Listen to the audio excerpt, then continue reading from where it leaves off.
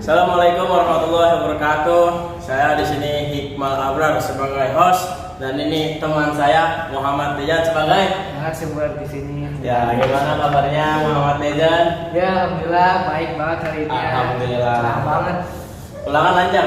Alhamdulillah. Ya, lancar lah. Yaudah, gitu aja. Ya. Saya sudah cukup penasaran dengan virus-virus. Ya, yang pertama, apa yang dimaksud dengan virus? Virus itu merupakan suatu organisme yang terkecil bersifat parasit dan bisa menimbulkan penyakit dengan cara menginfeksi manusia, hewan, tumbuhan, jamur, bahkan bakteri. Jadi penasaran nih, siapa sih tokoh-tokoh yang menemui virus?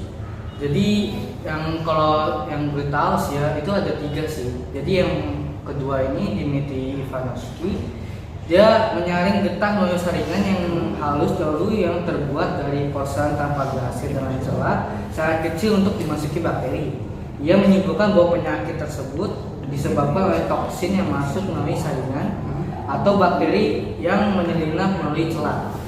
Nah, yang kedua ini dia Martinus Bergenering menyimpulkan bahwa patogen tersebut adalah partikel yang lebih kecil dan lebih sederhana dari bakteri. Nah, di sini jadi kayak semacam ada sebuah kejanggalan yang dimana ini tuh dia lebih kecil dari virus ini, dari bakteri. Dari bakteri lebih kecil. Iya, lebih kecil. Dan terakhir ini Wendell Meredith Stanley.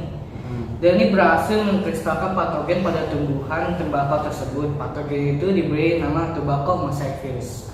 Yang ketiga, bagaimana proses terjadinya penemuan virus pertama kali? Proses penemuan virus pertama kali itu dimulai pada tahun 1883 oleh Adolf Meyer. Nah, pada saat itu terdapat penyakit yang menyebabkan bintik-bintik kuning pada daun tembakau. Kemudian penyakit ini dikenal sebagai penyakit mosaik tembakau. Nih pertanyaan bisa jadi yang terakhir nih. Apa sih peran virus? Peran virus itu?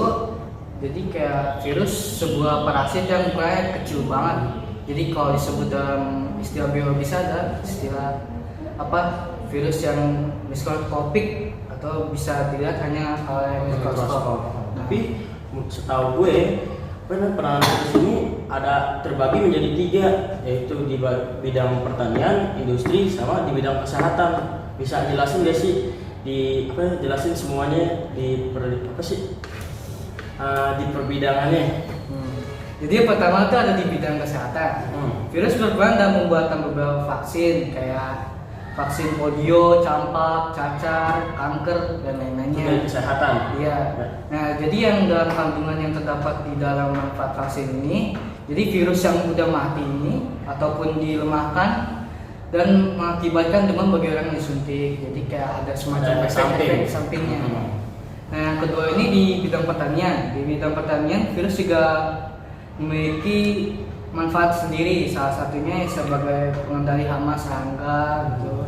Salah satu kelompok virus bakulovirus dapat menginfeksi serangga dan arthropoda lainnya. Jadi tanaman di pertanian itu cukup aman karena ada virus. Iya, jadi kayak semacam menyerang hama.